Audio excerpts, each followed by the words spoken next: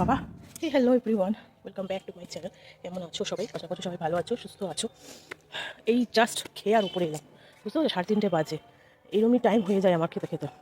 ভাবলাম একটু ভাত খেয়ে উঠে ঠান্ডা লাগছে, ভাবলাম একটু ছাদে এসে একটু রোদও লাগাবো গায়ে। ও বাবা দেখো, কোনো রোদ নেই, কি অবস্থা, একটুও রোদ নেই, বেকার বেকার আসা হলো। যাক, এসেই যখন পড়েছি একটু অন্তত বসি, তোমাদের সাথে একটু কথা বলি, তারপর বাবারে তারপর হচ্ছে কাজ করবো। বাবা, সিঁড়ি একদমই আমি পাইতে পারি না, সিঁড়ি না বেয়ে বেয়ে কী অবস্থা, চুলগুলো কী অবস্থা হয়ে আছে। পাশের বাড়ির মেয়ে গান গাইছে, সা রে গা মা পা ধা নি সা, গান গাইছে। তো আজকে গাছ বাগানে সেরকম কোনো কাজ নেই, তবে হ্যাঁ, একটা আমি তো সেই প্লাস্টিকের সেই জুতোর র্যাক ছিল, বুঝলে তো, তো সেই জুতোর র্যাকগুলো খুলেছি, খুলে 3টে হয়েছে। তো সেই তার মধ্যে একটার মধ্যে দিয়েছি নোটে শাক, একটার মধ্যে দিয়েছি পালং শাক। নোটে শাক আরও একটা বস্তার মধ্যে আছে, তো 2 জায়গায় নোটে শাক আছে। পালং শাকটা আগে যে নোটে শাকটার মধ্যে ছিল, এই যেই পালং শাকটা, যে নোটে শাক বলছি, পালং শাকটা যে বস্তার মধ্যে ছিল সেইখান থেকে তুলে নিয়ে ওখানে ধনে ভিজিয়ে তারপর ওখানে ফেলেছি। তো পালং শাকটা ওই আরেকটা, ওই জুতোর র্যাকের আরেকটা র্যাক আছে, ওইটার মধ্যে বাকি আর একটু পালং শাকের দানা আছে, ওটা ফেলে দেবো। কিন্তু আর ভালো লাগছে না, আজকে পুজো দিতে দিতেই আমার প্রায় 1.5 ঘন্টা টাইম লাগলো, ঠাকুরের বাসন মাজা, তারপরে বৃহস্পতিবার আজকে, বুঝতেই পারছো। তো আর আমার গোবিন্দর মন্ত্র জপ করা, তো এগুলো তো রয়েছেই। তো এগুলো করতে করতে আমার একটু টাইম লেগে গেছে, প্রায় 1.5 ঘন্টা মতো। মানে কাজে দিদি ঘর ওপরে ঘর মুছে চলে গেছে, তারপরে আমার বর খেয়ে নিল ভাত, আমার ছেলে ভাত খেয়ে নিল, তারপর আমি পুজো দিয়ে নেমেছি। তো এই হচ্ছে ব্যাপার। তো এখন একটু টাইম লাগে আমার পুজো দিতে। যেটা অ্যাকচুয়ালি বলা, সেটা হচ্ছে যে আজকাল মানুষ পয়সার জন্য কত কিছু করে না, পয়সার জন্য 9কে 6, 6কে 9 করে। তো মানে পয়সাটাই আমাদের এখন জীবনে মেন প্রাধান্য হয়ে দাঁড়িয়েছে। তো তার জন্য মানুষ অনেক কিছু করতে পারে, নিচেও নামতে পারে, কুকর্মও করতে পারে, অনেক কিছু করতে পারে পয়সার জন্য। ফেক ভালোবাসা সেটাও মানুষ দেখাতে পারে শুধুমাত্র পয়সার জন্য, না এইরকমভাবে। আর এমনকি মানুষের ক্ষতিও করতে পারে পয়সার জন্য, যারা করে আর কি। এরকমভাবে পয়সা ইনকাম করে অ্যাকচুয়ালি সেটার আনন্দ কতদিন থাকে? আমার মনে হয় না সেই আনন্দটা বেশি দিনের জন্য ক্ষণস্থায়ী, মানে স্থায়ী হয়। ওটা হচ্ছে ক্ষণস্থায়ী। কারণ আজ তুমি পয়সা ইনকাম করে হাসি খুশি থাকছো, কাল সেটা নাও থাকতে পারে। তাই ভালোভাবে পয়সার জন্য যেটুকু করে পয়সা ইনকাম করা যায় সেটুকু করলেই মনে হয় জীবনে ভালো থাকা যায়। আর কি বলবো এই মুহূর্তে, আর কি বলার আছে? তোমাদের একটা জিনিস দেখাই দাঁড়াও। এই যে আমার এই অপরাজিতা গাছটা, এটা না আমি ডাল কেটে রেখেছিলাম। ডাল কেটে দেওয়ার পর পাতাগুলো এইরকম হয়েছে। পাতাগুলো এরকম পুড়ে যাচ্ছে কারণ আমি জানি না, এটা আমার জানা নেই। বাট যথেষ্ট আমি পরিচর্যা করি গাছপালার, তাও এরকম হচ্ছে। বাট এটা না, কালকে একটু খাবার দেবো, একটু এটা হাড়ের গুঁড়ো, শিংকুচি এগুলো একটু দেবো এটা আজকে। আর এই হচ্ছে, এটা আমি একটা বের মতো করে দিয়েছি, কারণ লতানো গাছ তো, তো যার জন্য ওটা বের না করে দিলে বেশ ভালো লাগবে না, ও বেড়ে উঠতে পারবে না। আমি এইটুকুর মধ্যেই সীমাবদ্ধ রাখবো গাছটা, আর বেশি বাড়তে দেবো না, এই হচ্ছে ব্যাপার। তো চলো দেখি এটা কতদূর কি হয়। এমনি হ্যাঁ, আজকেরই দিয়ে দেবো খাবারটা। আর হচ্ছে এই দেখো লঙ্কা চারা, দেখো এইটা, এইটা লঙ্কা চারা। কত, sorry sorry sorry sorry sorry sorry ভুল বললাম, লঙ্কা না, ওটা হচ্ছে টমেটো চারা। এটা টমেটো চারা। আর এই দেখো একটা, এখানে এটা কিসের চারা বেরিয়েছে আমি বুঝতে পারছি না, বাট আমি এখানে ক্যাপসিকামের দানা ফেলেছিলাম। তো এটা কি ক্যাপসিকাম গাছ হচ্ছে না আমি জানি না কিসের গাছ হচ্ছে এটা। তো বড় হোক, হলেই দেখা যাবে এটা কিসের গাছ হচ্ছে। আর এই লঙ্কা গাছগুলো দেখো, পাতাগুলো কেমন হলুদ হয়ে যাচ্ছে। সমস্ত কিছু দিয়েছি, এপসম সল্ট দিয়েছি, সব কিছু দিয়েছি, তার সত্ত্বেও লঙ্কাগুলো হলুদ হয়ে যাচ্ছে। এই সরি, লঙ্কা গাছটা। আর এই যে বিট আমি শুকনো করে রেখেছি, শুকনো করে এবার এটাকে গুঁড়ো করবো, গুঁড়ো করে রেখে দেবো, মুখে চোখে মাখার জন্য রেখে দেবো। এখানে কিচেন থেকে যে সমস্ত ওয়েস্টেজগুলো বেরিয়েছে এগুলো আমি শুকনো করেছি, এগুলো আজকের ওই এই ট্রেটার মধ্যে দেবো। এই দেখো জুতোর র্যাকে যে ট্রেগুলো বেরিয়েছে সেই ট্রেতেই গাছে দিয়েছি, এই দানা ফেলেছি।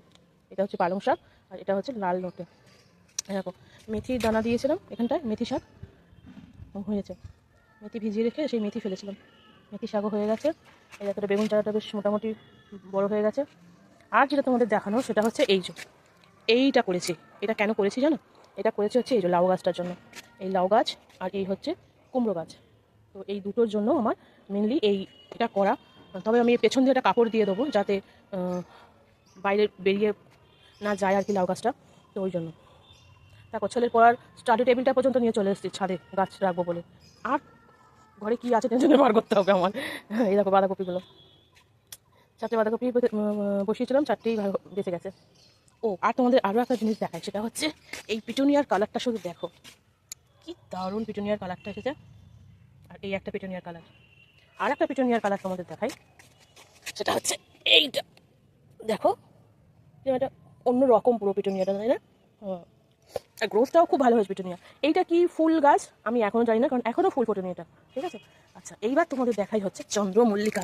আমি এই ফার্স্ট টাইম এই কালারটা পেলাম চন্দ্রমল্লিকার। কালারটা দেখো শুধু, ওয়াও কি ভালো লাগছে। এইবারে যে 3টে চন্দ্রমল্লিকা বসিয়েছি, 3টে চন্দ্রমল্লিকার কালারই খুব সুন্দর। দেখো এটা সাদা, ওহো। আর এটা দেখো, এটার কালারটা দেখো। নেক্সট বার শুধু শীতের ফুল করবো আমি, দেখবে। এ বাবা, এটা ভেঙে গেল কী করে?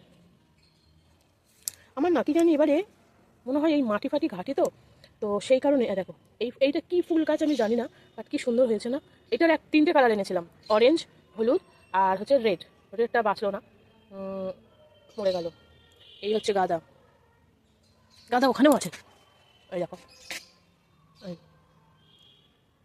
আর এটা তো স্থলপদ্ম। তো এই হচ্ছে,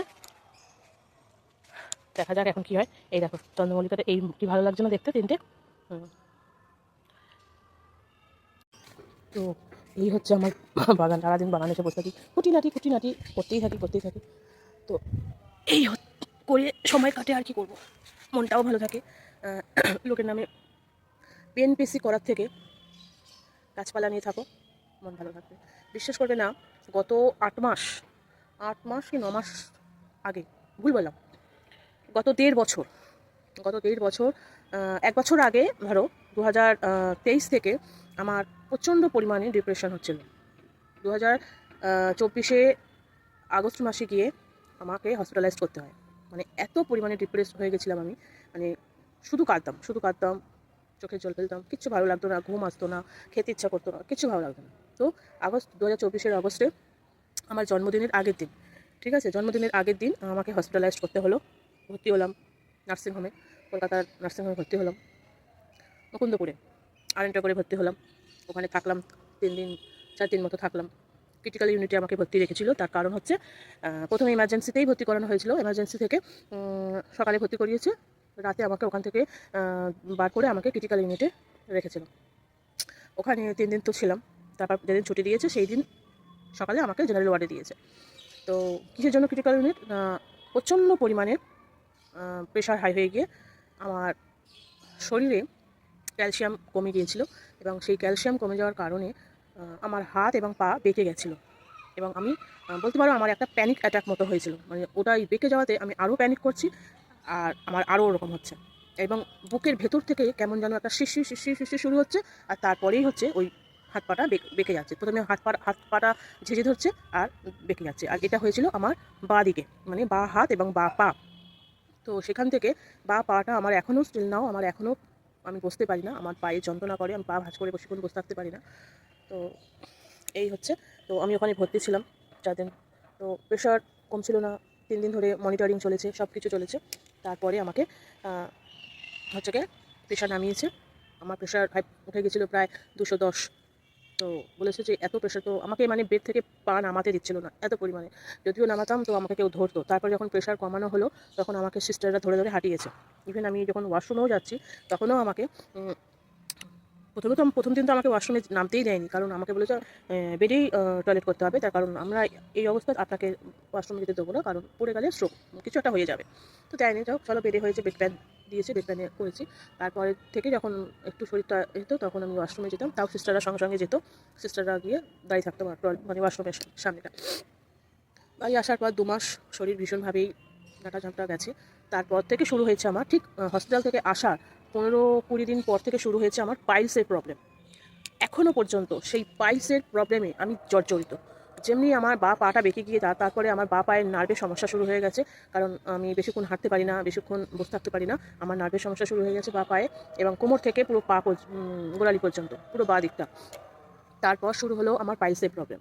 এখনও পর্যন্ত পাইলস নিয়ে আমি ভুগছি, এবং রীতিমতো বলতে পারো খাওয়া দাওয়া একদম পুরো চেঞ্জ করতে হবে। অলরেডি আমি অনেকটা করে দিয়েছি।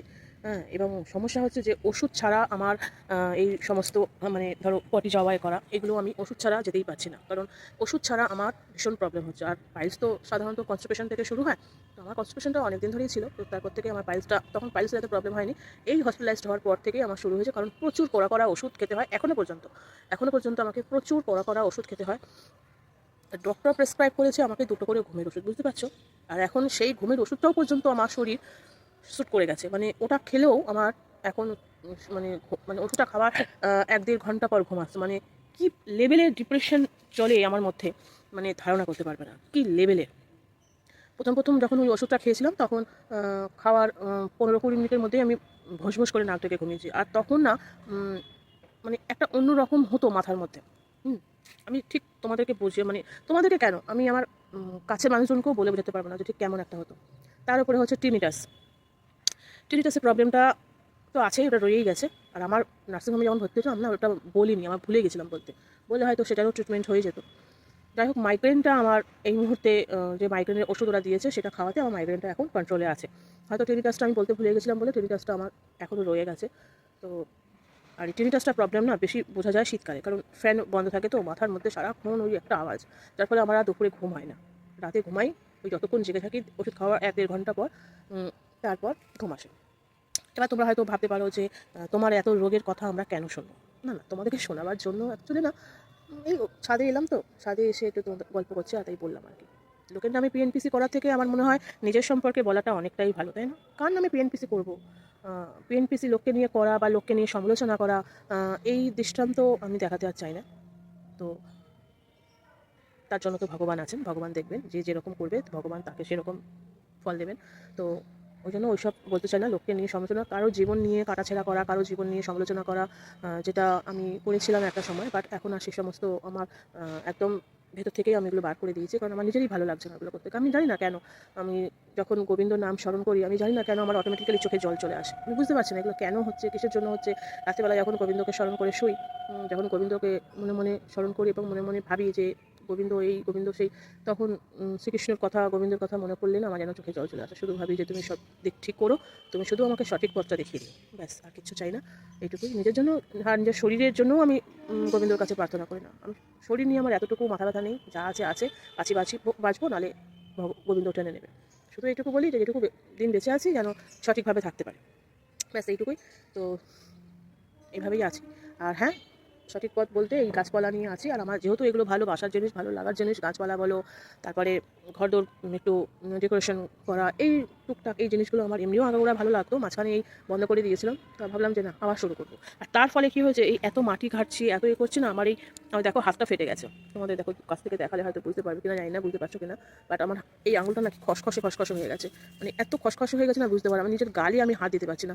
এটা কি মাটি ঘাটার জন্য হয়েছে নাকি কিসের জন্য হয়েছে আমি জানি না, কারণ প্রত্যেক দিনই মাটি ঘাটি কেটে তারপরে গিয়ে শুই। এখন আর শোবো না, একবারে ওই কাজটা করে নিয়ে একবারে সন্ধে দিয়ে গীতাপাঠ করে তারপরে গিয়ে একটু সন্ধেবেলায় গিয়ে একটু শোব। তো হাতটা, তার উপরে আজকে ঠাকুরের বাসন নিয়ে যাচ্ছে, ওই কাঁটা জালিগুলো হয় না, ওই জালি দিয়ে, তো ওই জন্য মনে হয় হাতটা আরও বেশি খসখসে লাগছে। যাই হোক, তো এইগুলোই বলার, মানে পুরো রোগ নিয়ে বসে আছি, তাই জন্য নিজের শরীরেই এত রোগ, নিজেই এত কষ্টে রোগ নিয়ে রয়েছি, তার উপরে লোককে নিয়ে সমালোচনা করব, সেই সমালোচনা করে সেই পয়সা নিজে ভোগ করব, ওই জন্য সেই দৃষ্টান্ত বা সেই দিকে পা বাড়াবো না। তাই গাছপালা নিয়ে আছি, যেটুকু করব তোমাদের সাথে অবশ্যই শেয়ার করব, দেখাবো। আরও গাছ বাড়াবার ইচ্ছা আছে, আস্তে আস্তে সব তোমাদের দেখাবো। তো চলো, সবাই ভালো থেকো, সুস্থ থেকো, আর গোবিন্দ সবাইকে ভালো রাখো, সুস্থ রাখো। জয় গোবিন্দ।